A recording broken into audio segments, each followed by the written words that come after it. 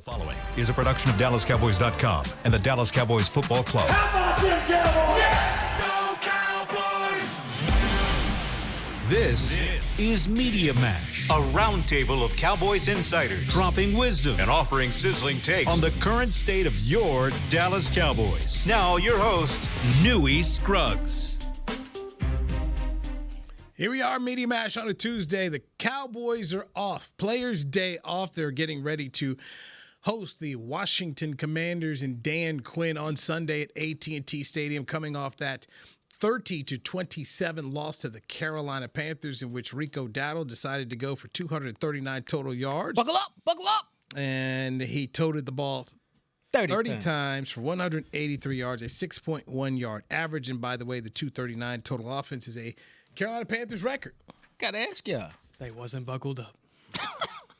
Now, Newy and I tried to tell you that Rico was taking the game seriously. It was about the Cowboys taking it seriously. That's what we said. It was What was our Cowboys bet? taking it seriously. What was our bet again? The Cowboys had to win for us to even get to the bet, so we're not even going there. But it was about They the all Cowboys. gave us props, baby. They all gave us props. They all gave the props. The bet was if the Cowboys win, and then it was addressed by somebody post-game as being like, we were buckled up, blah, blah. But it didn't even happen. No, because they wasn't buckled up. I will give you, though, Dak did mention it. And he was like, Rico talked some mess, and then he backed it up. Credit to him. He said it. Wanye Thomas said it.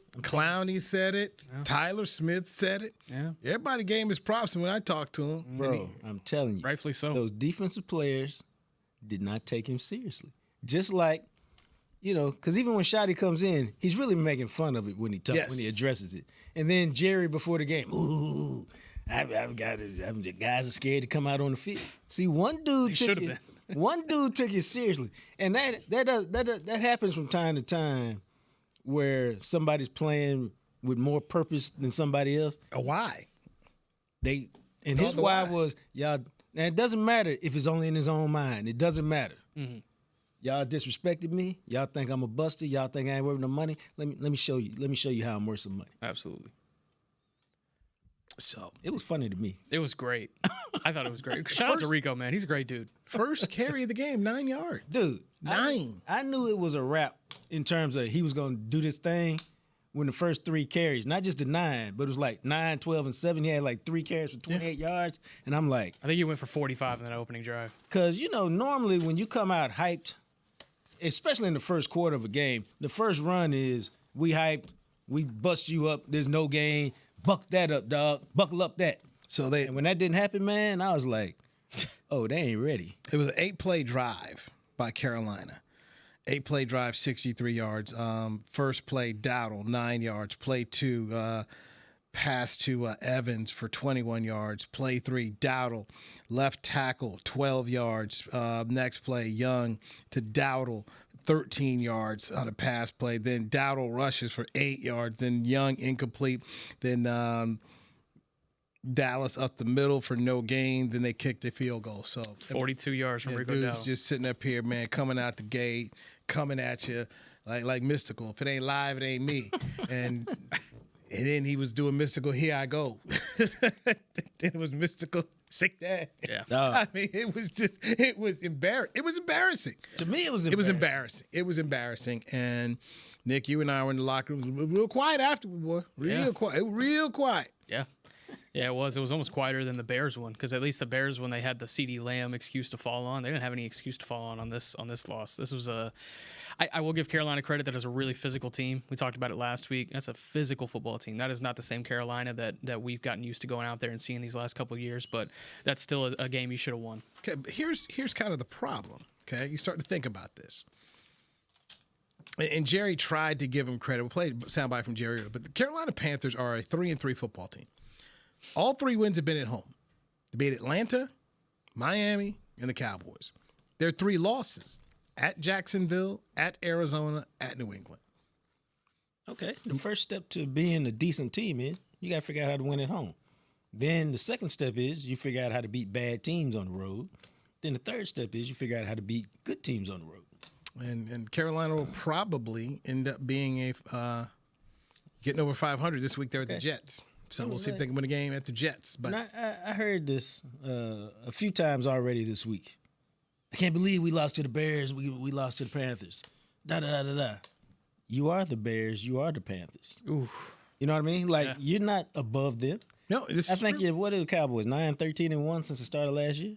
I mean, You're a bad team. Chicago is tied for last place in the North with Minnesota, 3-2. I mean, this is who you are. This is not like some fluky dookie thing. Carolina's a third place team in their division. Only New Orleans, who's 1-5, is worse. And so the Cowboys are a 2-3-1 football team. You're not the Jets. You're not the Titans. You're the rung above them. No, But you're a team that's only beaten guys who play the Meadowlands. Yeah. so That's it. So New York State champions. Yeah. Your 2 wins are against Buffalo. 2 teams who played the Meadowlands who are in shambles. And, who are in shambles. The offense for the Jets is as bad as the Cowboys' defense. yeah, I was thinking about this the other day. I was like, okay, they lost 30-27, and then I thought about it. I said, you know what? They didn't hit their average. Their average is 30. They didn't hit it. Yeah, no, not good. So Matt Eberflus catching heat, rightfully so. Fans want him gone. Jerry Jones on 105.3 The Fan this morning had this to say about his embattled defensive coordinator. He's had tremendous experience.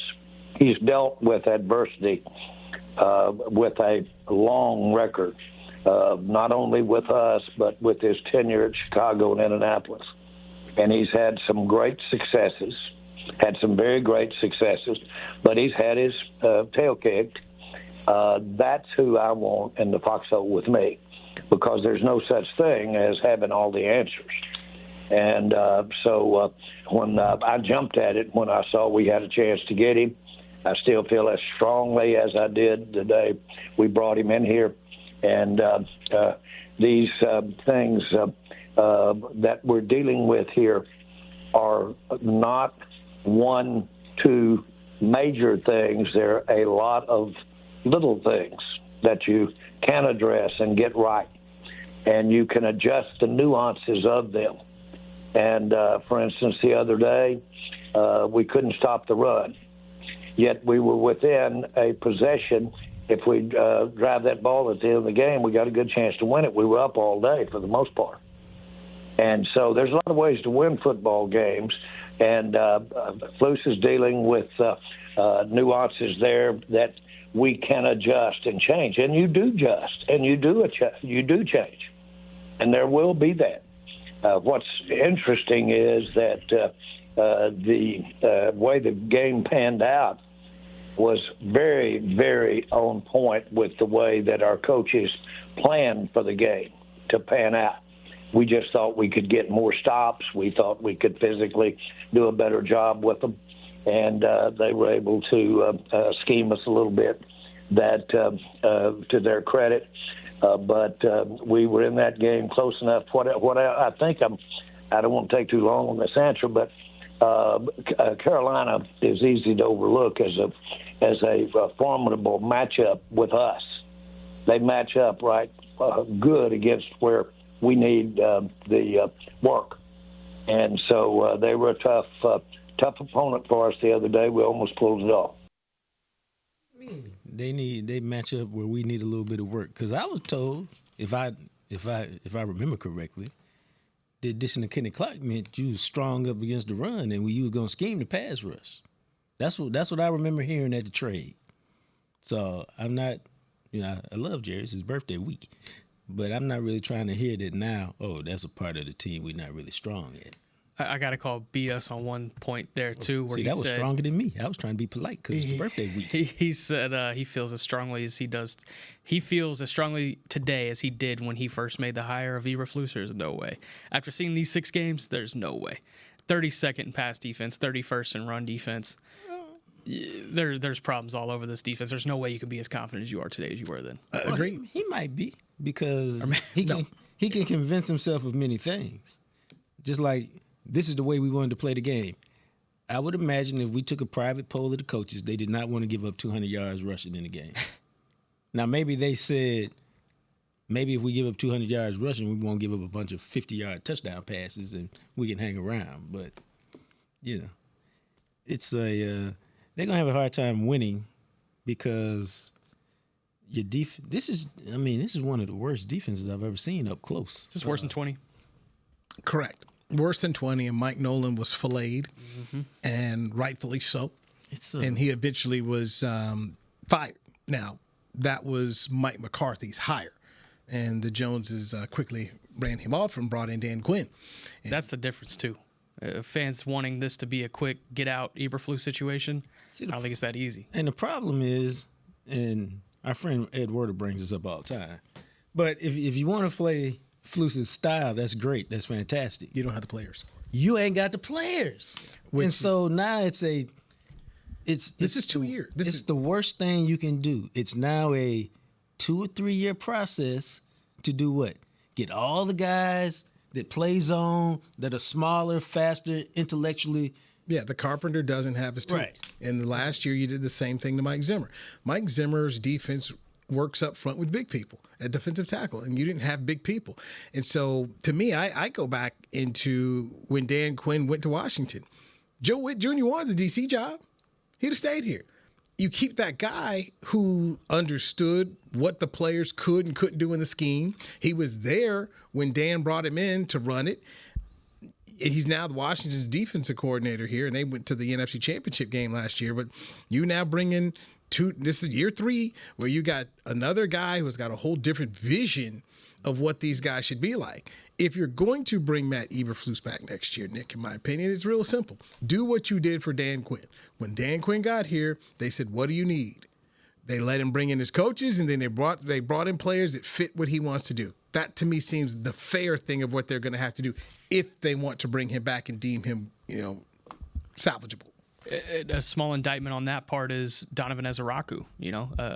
Granted, the pressure has been there, but if you were supposed to have, this all-world pass rush without Micah Parsons, that was supposed to be a guy you lean on to get sacks at this point. He hadn't been able to do that. So was that fair? Yeah, it's fair. He's a second-round pick. Okay, I mean, second-round picks have been iffy around here. Second-round pick that on the record, defensive coaches were on the table for at 12. Yeah, yes. That's Cotton. Mike Cotton wanted him at 12, right? Yeah. That's a two-pronged question. Number one, yes, second-round picks around here have been iffy, shady. That has nothing to do with him as an individual supposed to come in here and rush the passer. Now, and this is what I will say. Things might be a little bit different if number 11 was on one side. No, we was told he's kind of overrated. That's what I've been hearing for the last 6 weeks. You got common sense. That's what I've been told. You got common sense, man. Stop it. He's not indispensable. Stop playing with me, man. He one step above just a guy. That's the vibe I've been getting. Stop being the contrarian here. You and I know if Parsons is on one side, life is a lot easier for young Donovan Ezeraku and whoever else is over there. If Parsons was still here. Okay, let's look at these second-round picks here lately. We know they bang. We know they not. 2024, Marshawn Nealon, another defensive end. Yeah, we need to really start having conversations about him and where his production's supposed to be. He's Casper, dog. Man. Can we put him on a milk carton? Yeah. Okay, so him, 2023, Luke Schoonmaker. Sorry, I didn't laugh. 2022, Sam Williams. 2021, shameful, Kelvin Joseph. He could throw down a good verse, though. Could he? I think. I mean, he wasn't no Rico Gathers. Thank you. I was about to say he wasn't Rico Gathers. But he could throw a verse out there. He wasn't even Cole Beasley. So the last time. He was definitely not a Cole Beasley. So the last time they had a second round pick that worked out was 2020. That was Trayvon Diggs, who went all pro. And he ain't finna get cut. This would be yes. Or waived or traded. Or... So then go back to 2019, Tristan Hill. Who? Yes, Tristan Hill. He's defensive tackle. League? Let's take a bet. Is he still in the league? I have no clue. 2018, Connor Williams. He was a good player, not in Dallas. Right, got to be good in Miami for a minute. 2017, Chido Awuzie. He's still in the league. I saw him in Baltimore. 2016. So that was a good pick. He's been Jalen about Smith. 10 years now. Jalen Smith was I don't know. I mean, he was an intriguing pick for about 2 years. 2015, Randy Gregory. That's a lot of second. But they miss in the second round. I understand why they miss. They have a franchise Jerry Jones, Stephen Jones philosophy of in the second round, let's go grab a guy whose draft grade should be a first round, but he got some dings on him for whatever, injury, off the field, whatever. And let's see if we can steal a first-round pick. Now, to me, if you look at the track record, that's been a very faulty approach. But that's the approach they have consistently taken on draft day, as opposed to taking a safer, more sure bet. The interesting part is you start to look at the third rounders. The third rounders have seemingly given you more than the second rounders have. Because they're not taking shots at the third round. Third round, they're like, okay, well, who's the best guy left? I mean, you think about 2024, your third round pick was Cooper Beebe. Right. But see, that's why they do a good job in the fourth and fifth and sixth round. Because they go, oh, who's the best guy left? Oh, here's that blinking light. Let's go grab him. 2023, Demarion Overshown. Without the injuries, I mean, this guy has been a better player at schoolmate. Even with the injuries, he's the best player in the class. Right. 2022, you take Sam Williams 2, you take Jalen Tolbert in 3. Tolbert's been a better player. And then they took Ferguson at 4. That's the skinniest fat guy right there. Hey. The smartest. 2021, you take trade value's coming down, by the way. 2021, you take Kelvin Joseph in 2 and Osa Odighi's in 3. This is what I've noticed, and it's interesting to me. Flanoy has been up 2 weeks, and it seems like he's a bigger part of the offense than Tolbert, who's been up for a year and a half. Trust and reliability. Okay, how can I have trust and you trying to trade him, and he can't? I mean, basically, it seems obvious that Flanoy is like moved past Tolbert, and he ain't been. He's literally been up for 2 weeks. I mean, they giving him reverse. I mean, he's like part of the offense. Yep. Hey, look, is what it is. And it's wild to me. And you guys have both said it already. This is probably a player that's will be allowed to walk after the season. Now he'll probably play in the league 8 years. Sure. Because he got that kind of talent. But whether he ever unlocks it to become more than it's like the kid from Boise they had a couple years ago, Cedric. What was his name? And he was good though. Well, they let him go. He went to Miami. You never heard from him again. No, but he was good here. But he couldn't turn down the money. I mean, they gave him like $7 million a year. He's still at Miami. I think he's gone now. I think he bounced back to the Saints. Yeah, no, they moved on from him. They did. They moved. Oh, so sad. So he was.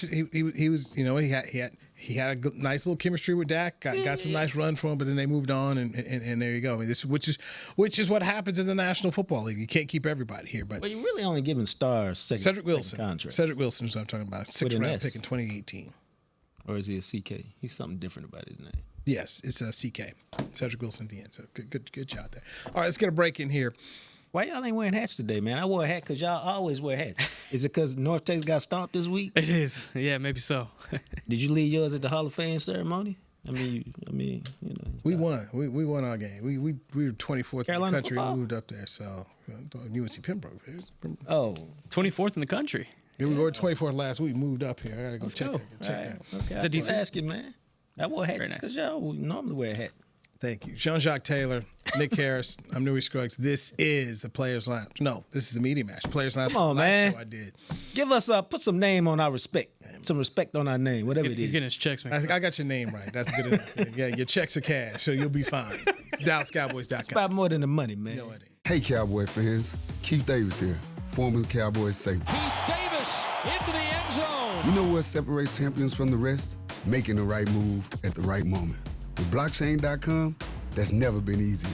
The Cowboys became America's team by striking bold when it mattered most. Now it's your turn. Invest like your icons with blockchain.com.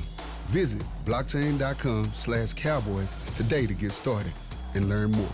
That's blockchain.com/Cowboys. How about them Cowboys? Or how about them Tyson Cowboys Nuggets? As we cheer for the stars on the field, we love that we've also got some stars on our plate, thanks to Tyson brand star-shaped Cowboys Nuggets. That, along with all our other favorite Tyson Foods products, sure make game day special. Score some delicious Tyson Cowboys Nuggets and become a game day star, just like our Cowboys. As you enjoy your stars on and off the plate, remember, tailgates and game day have always been Tyson. Cowboys fans, SeatGeek is the only primary ticketing partner of America's team and here to help you experience all the action this season. SeatGeek makes it easy to find the perfect seats to the perfect game, so you can be part of all the touchdown celebrations and momentum-shifting takeaways this season. Whether you're getting tickets to Cowboys games or to any other live event in DFW, SeatGeek is the place to do it. SeatGeek is the official primary ticketing partner of the Dallas Cowboys. SeatGeek. Look, school is starting and I'm just a kid. And let's be honest, I'm not going to shop for myself. But we can get up to 40% off back-to-school essentials on Uber Eats. Did I mention I need poster board for my science fair, lunch for my field trip, and unlined note cards for my history quiz tomorrow? Or were they lined? Anyway, Uber Eats has all the back-to-school stuff on there. So come on, let's order now on Uber Eats and get up to 40% off. We're cool, right? Cool. Not literally everything. Promotion ends 9/16 and is subject to change or cancellation. Exclusions may apply. Check app for availability.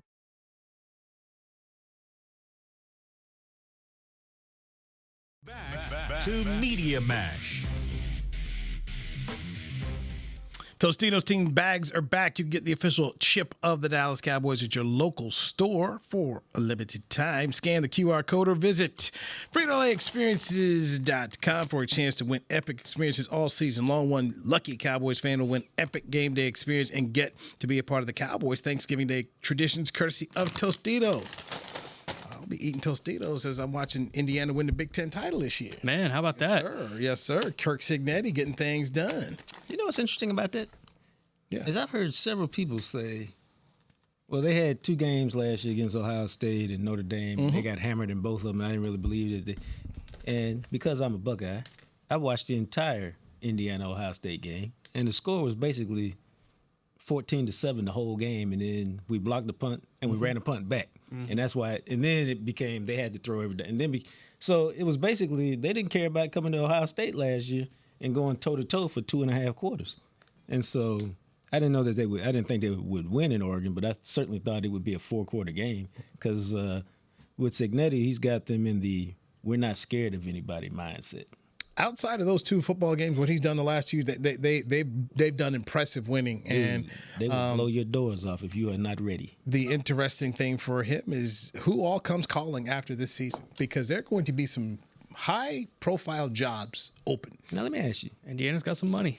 would you leave? I think everything is what am I leaving for, and how do Right. if you get the Lincoln Riley package, yeah.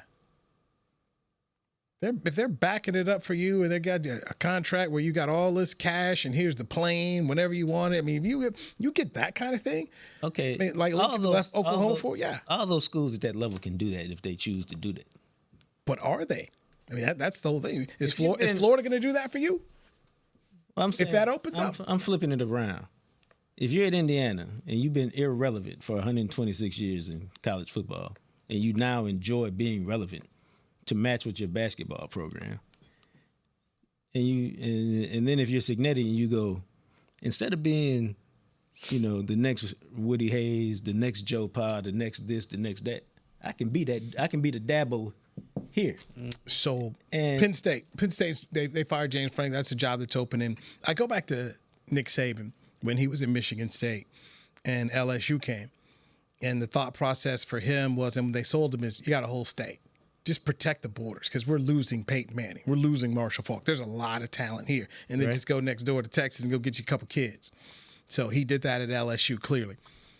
If you're Kirk Cignetti, you're never going to be the best team in your own state.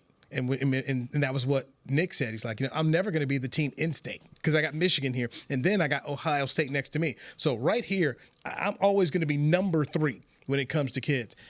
Notre Dame is always going to be a bigger draw than Indiana. Mm-hmm. What you're doing out there is great. You go to Penn State, there's more money, it's more resources. It's an easier way to win. Cignetti, though, and it's interesting because I just heard it come out of his mouth the other day. He's Chan Gailey. He don't want to deal with a bunch of 5 stars. He like these 3s and 3.5s that he can mold, develop, who ain't going to ask him a whole bunch of, why we doing this, coach? He like that. Okay. And so my point is he might not mind because he's not competing against same cats Notre Dame is competing for anyway. He don't want Ohio State's players. He wants TCU's players. I want to develop them. I want to get them here. I want them to stay. I don't want them, hey, where my raise at? I don't want them kind of guys. I want those guys that are happy to be here, that want to be here, they want to be coached hard. And now I done showed them we can compete with the best. It's going to be interesting. I mean, it's going to be really interesting. Florida State could be in the market. So he's going to have some tremendous options. And Indiana, sure, you can go to Mark Cuban and other people say, write us a check here. But it's going to be hard I mean, who's the last person that turned down, these blue blood where you're like, oh, really? I mean, Matt Campbell maybe at Iowa State? How's that working out? Yeah. It's working out for him right now. I think about Shane Luttrell a few years ago at UNT turning down Kansas State. Yeah, and Kansas. Now he's out of a coaching job. Luttrell, he had both jobs in the Sunflower State. Turn them both down. Cignetti has a very similar decision to make as Joey McGuire right now because they're both. You talk about all those comparison, right? You talk about all those things working against him. You're never going to be the blue blood in your state. Yep. You're going to be recruiting a much different player than the Texas or the Texas A&Ms or even the Oklahomas. But you got the money, you got the resources where you're at, and it's a whole different landscape of college football. You're going to see the Indianas and the Texas Techs and the. I think Houston has some money like that too. They're just putting them into awful resources right now. But so it's very similar. Well, I've talked to Joey about that in the past, and Joey's talked so much about, I'm a West Texas Red Raider guy. This is me. This fits me. This like is Spike what I Dykes. Want. Yeah, that's what I mean. Yeah. So, and he's a Texan. I don't know if Cignetti's, hey, I'm an Indiana guy. I'm a Hoosier guy. I think the programs are a little bit different in that different aspect. For sure. And let's just be honest. If they're going to keep spending money like that in this Big 12, this dude can win this conference and he can sit up on top here for a minute. Yep. You can be the new Oklahoma in the Big 12 if this is the commitment they're going to continue to get. Oh, Texas Tech? That. Yes. Yeah. And so if that's the case, and you're a Texas guy and you're comfortable, I mean, for me, I would say, if somebody wants to come get Joe, who? Let's say LSU moves on from Brian, which, that's a check you're going to have to write. But, our guy, Danny McCray upstairs, not happy right now. But if you move on from Brian Kelly at LSU and you're Joey McGuire, now you got that kind of conversation. That's a very interesting conversation to have. Because you're talking about a whole state of tremendous talent. And, oh, by the way, you've been a high school coach in Texas and you know how to recruit. That's a tough job to turn down. So, tell me what the options are. But I just think if you're at Indiana, it's not going to be hard to make a fantastic case at some of these schools of, hey, this is what we can do for you that you won't be able to get in Indiana. Unless he just says, I'm going to be that guy. I'm buckle up here. I'm all good. I want to make Indiana football matter. It would have to be a significant step up. If I'm Kurt Cignetti, Penn State isn't a high enough jump for me to make. What is a high enough jump? Florida, or trying to think one of these schools. The other thing Penn State that's a blue blood job. It is, but it's same conference. You have arguably the same amount of resources in Indiana as they do at Penn State monetarily wise. I'll disagree with you there. You should see the money they're putting in that program, man. It's why they've been able to recruit. You see the money they're putting over there at Penn State? For sure. And I'm not discounting that. Indiana's got more resources than you think, though. I mean, and this is just me. Yeah. When I think of Big Ten football right now, it's Ohio State, Michigan, Penn State. Those are the three jobs. Those are the three jobs, and those are the. Or as a buddy of mine, he used to. Oregon and SC in there now. They're not getting that kind of revenue money like the other ones are because they're getting half that cash coming from the Pac-12. But a buddy of mine used to say when he was a recruiter for TCU basketball, he's like, he called me News. I always go in their room, show me the posters. He said there was never a TCU basketball poster on anybody's wall. And then before that, he was recruiting at South Carolina. He's like, News was never a basketball poster, a Gamecock basketball in anybody's room. There's not that at Indiana. No. It is if you're Penn State. Yeah. And some of those different, what do you have? 50,000 seat stadium at Indiana? You feeling good? They whiten out 100,000 at Penn State. It's a different level. It's a little bit different though when you can go to, let's say, this 4-star receiver, right? Let's say he's in Chicago. Okay, Penn State, Indiana, they're both recruiting him. They have the same bag on the table for him. You can go to Penn State, you can compete with all these other guys that have the same bag, or you can go to Indiana, be like, hey, you're going to be wide receiver day one. I just think there's more. I think there's more opportunity and more resources at Indiana based on the hand that Kurt Cignetti's been dealt, and with the resources that they continue to have. Talk to Mark Cuban. Mark Cuban's throwing some money in that program too. They have some big time donors that with this NIL era, it has opened up multiple programs to be able to dump money into. I mean, Texas Tech is the best example. Sure. Indiana's one of them. Illinois is another one. They've been consistently top 20 in the NIL era. That's no mistake. I think if they had the right guy in there, we could be talking about them instead of Indiana right now. The other thing is when you talk about resources, And you talk about that private equity deal that the Big Ten's about to sign. All those schools are about to get paid. And so let me throw one out here. Yeah. And they've got money. Yeah. They've demonstrated already with their basketball program. We'll go pay a high power coach. BYU? Arkansas. Yeah. If you're Signetti, Arkansas comes to you with a big old bag, Tyson chicken money, Jerry Jones flying you on the plane on down there. I mean, Bielema bought it.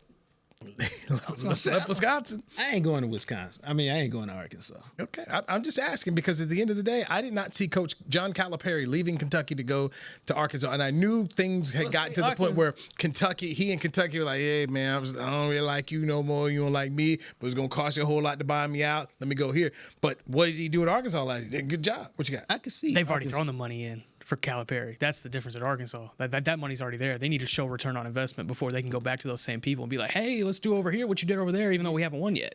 You think you really different. You think you really twist Jerry Jones' arm to go make football good at Arkansas?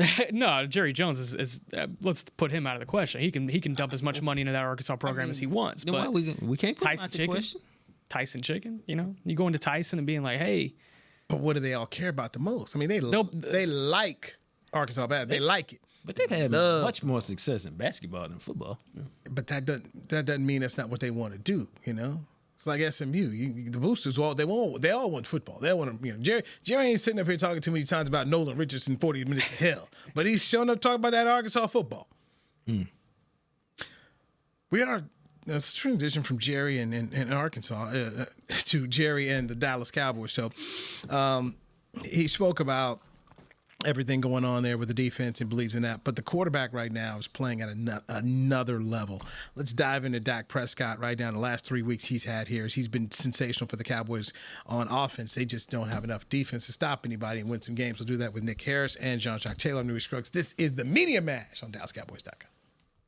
How about them Cowboys? Or how about them Tyson Cowboys Nuggets? As we cheer for the stars on the field, we love that we've also got some stars on our plate, thanks to Tyson brand star-shaped Cowboys Nuggets. That, along with all our other favorite Tyson Foods products, sure make game day special. Score some delicious Tyson Cowboys Nuggets and become a game day star, just like our Cowboys. As you enjoy your stars on and off the plate, remember, tailgates and game day have always been Tyson. Cowboys fans, when it comes to navigating the ever-changing world of tax, your business needs a partner it can trust to tackle even your biggest tax challenges. Ryan is the largest firm in the world dedicated exclusively to business taxes. Our team of tax professionals has local expertise in all areas of tax and can help you uncover savings opportunities you didn't know you had. Learn more about how Ryan can improve your overall corporate tax performance by visiting Ryan.com. Ryan, the official tax partner of the Dallas Cowboys. Look, school's starting and I'm just a kid. And let's be honest, I'm not going to shop for myself. But we can get up to 40% off back-to-school essentials on Uber Eats. Did I mention I need poster board for my science fair, lunch for my field trip, and unlined note cards for my history quiz tomorrow? Or were they lined? Anyway, Uber Eats has all the back-to-school stuff on there. So come on, let's order now on Uber Eats and get up to 40% off. We're cool, right? Cool. Not literally everything. Promotion ends 9/16 and is subject to change or cancellation. Exclusions may apply. Check app for availability. Hey, Cowboy fans. Keith Davis here, former Cowboys safety. Keith Davis into the end zone. You know what separates champions from the rest? Making the right move at the right moment. With blockchain.com, that's never been easier. The Cowboys became America's team by striking bold when it mattered most. Now it's your turn. Invest like your icons with blockchain.com. Visit blockchain.com/Cowboys today to get started and learn more. That's blockchain.com/Cowboys. Back to Media Mash. Cowboy Nation limited single game tickets are available now. Get ready to bring the noise as you watch the Cowboys live at AT&T Stadium when they host NFC East rivals Eagles, Commanders. That's this Sunday. Plus the Chiefs, Chargers, Vikings, and Cardinals. Visit DallasCowboys.com/tickets or SeatGeek.com, the official primary ticketing partner of the Dallas Cowboys. Tennessee fired Brian Callahan. What this took week? him so long? 1-5. He was gone the moment he gave up the play call. Is that now the worst run football organization? Yes. Let me see. It's rivaling the Jets, but I think they're worse because they've had like 3 coaches and 2 GMs. Yeah. Like you fired Rand Carthon to hire a GM whose first hire lasted 17 games. And he got fired too. And I mean, that's really almost a fireable offense. Well, one of the fireable offenses is you just got to go back to management. You let Mike Vrabel get out of the building. Yeah. Boom. I mean, what are we doing? Yeah. Because he's a quality NFL coach. Right. What are we doing? You already see the difference that he's making in New England here. So that's why I said, is this the worst run organization out there going around right now? I mean, the Raiders are going to give them a run for the money because they've made a bunch of mistakes here, and the Jets are wow. And then this is why it matters who drafts you when you're a quarterback, because they can really just ruin your career. And yes, you have something to do with it, but at another level, you have very little to do with it. And what's right? What is your philosophy? I mean, I remember when Bill Parcells was here, how they helped create. Hey, we're going to change things. These are the types of players we're drafting. I mean, Bill talked about, we're drafting guys who've been productive at big schools, guys who've been captains. He had a certain type of player that he wanted here, and they did that when they drafted guys like Kevin Burnett and they drafted Swagoo.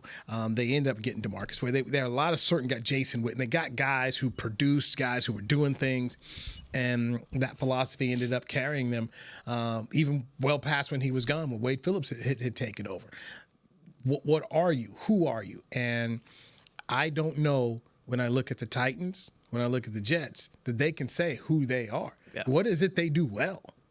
What can they hang their hat on right now? Poor Tony Pollard.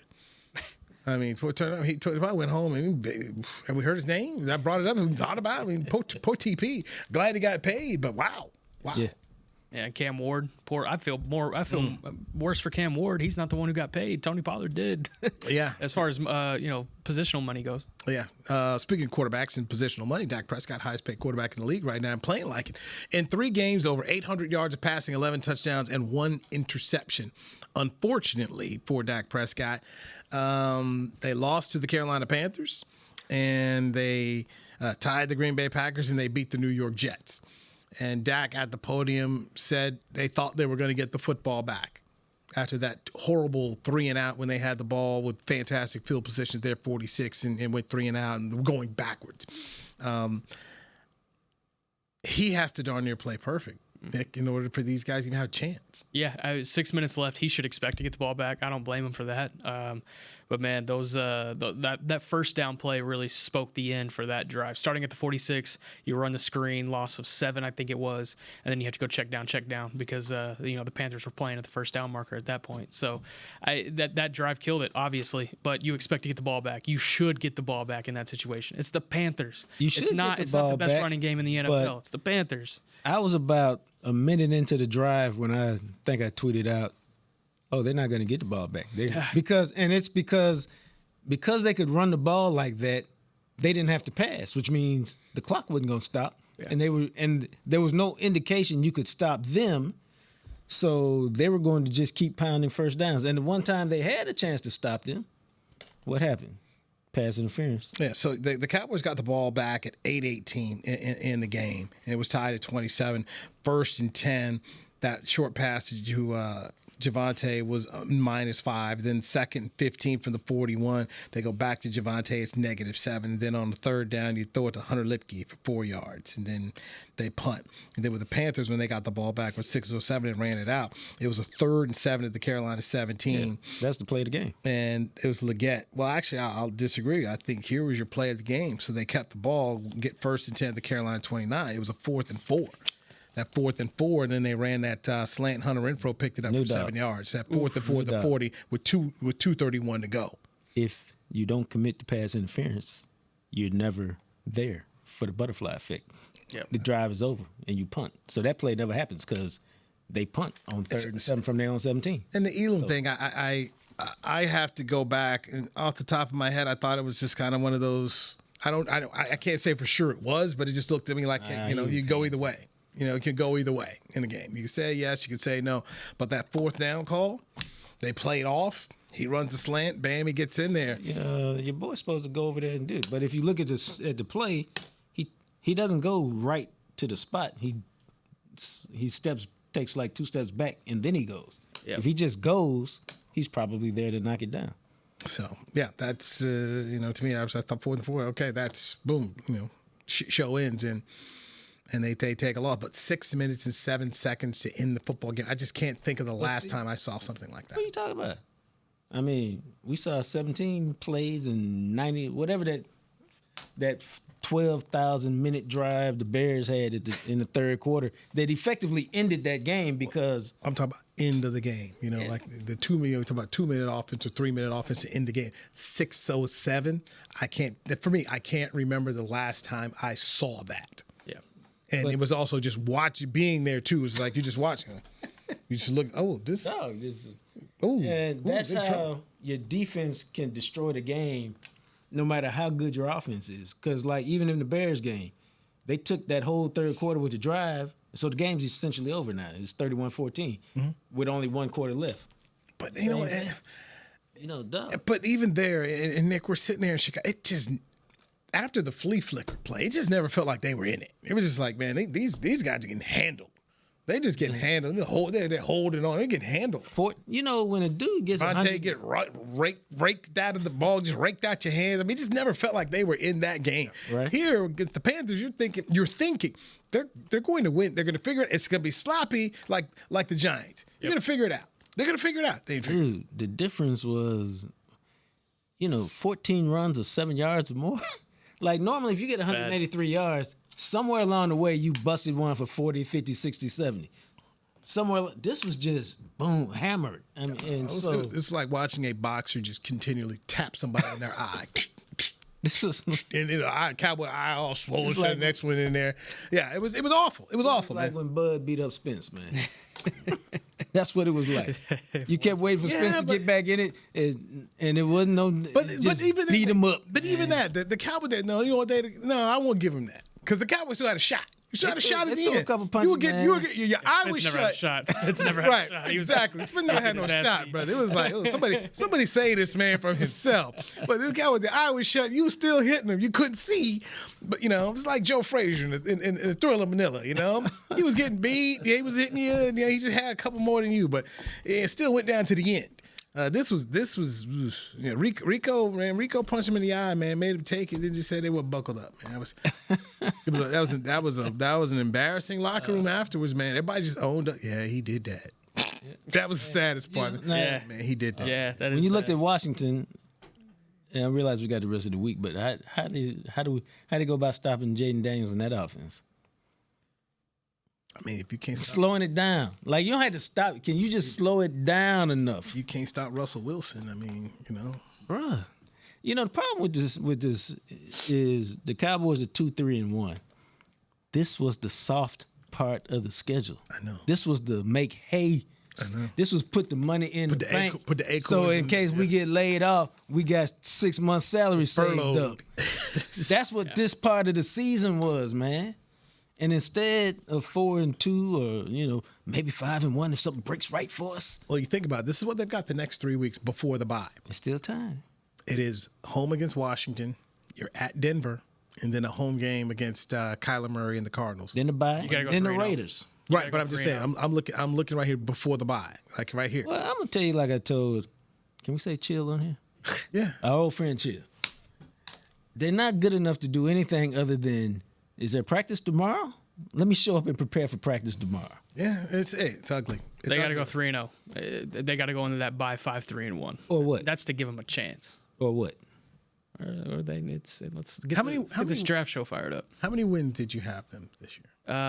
After the Parsons trade, I think I had them at 8 or 9. See, I had them at 6. Like and after the Parsons trade, I really went to more like 5. I think the Parsons I was like 5 or 6. So I mean, right now they're really on point. They're on point for 6. And at this point in time, the ones I was counting on, they're not getting. Yeah. That's the problem. I thought you were going to put Carolina in the bank. That didn't happen. I thought you put Chicago in the bank. That didn't happen. So that's why, a game like Washington's very critical. It's going to be hard to go to Denver. The problem is Kyler Murray doesn't lose it at AT&T Stadium. I ain't trying to hear that. He might not play at this rate. Yeah, but they lost to Josh Dobbs, so it don't really matter. True. When your defense is this bad, there's no bankable games because your defense keeps everybody in the game. Yes. Yeah. When you're scoring 30 and the other team is scoring 31, it's a problem. It's a problem. They got to fix it. But Jerry says there are little things that got to get fixed, and he still believes in Matt Eberflus, and the Eberflus is good. And then he I checked likes the pass rush. Yeah. Hey, man, that's what he said. I know. It's just the deepest part of the team, I think. I mean, I'm paraphrasing. I know. Yeah. I'm disappointed in y'all. We're 45 minutes through the show. Y'all are the self-proclaimed old heads, and no shout out for D'Angelo. Man, that's tough. Hey, man. You know what? This famous song was him dancing naked on the video. Can I say this, Nick? I'm surprised you knew that. I'm surprised you knew who he was. I'm a youngster, but I've got the D'Angelo station pulled up on my SiriusXM app. R.I.P. D'Angelo. Now look what I did. That's I passed Nick my phone. That's my hiking chat, and I pulled out the naked video and I said for the ladies in the hiking chat. The D'Angelo station. So see, we know it, man. As soon as it happened, man, went straight to the SiriusXM. I know I'm a little young for that. Nah, man. I give you credit. Your mama raised you right. Your mama raised you right, baby. Look at you, boy. Soul brother Nick. You and my man down in Miami, Coach Soul. All right. You know, somebody said my pants look like his today. I was like, no, they're too low. They are not high enough. Do not call me that. Hey, man. Only one of us is about to be employed here in about 2 weeks, though. So you know what? Fire me. And I'm in great shape. These checks, these folks out here getting. Can I get fired? Can I be James Franklin? Can I tell y'all something? That's not a bad life. No, because ESPN did that to me, and I was like, oh, so this what it's like to be a college coach. I had about 7 months on the company. That's right before I started working at NBC with Newy. And this is the funniest thing real quick. We made the announcement on Facebook.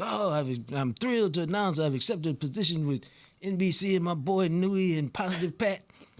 Dude, I promise you, I had not posted that more than an hour. Ring, ring, ring. Oh, congratulations, Mr. Taylor. When do you start?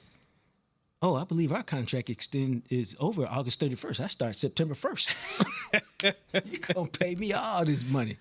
I'll be like James Franklin. I wasn't looking hard for a job. So there was a clause in James Franklin's contract where he has to look for a job. Hey, and man. if he is not paid more than $8 million, or if he's not paid $8 million at least by his next employer, Penn State has to make up the difference. Yeah. Right now, James Franklin is getting $660,000 a month not to work.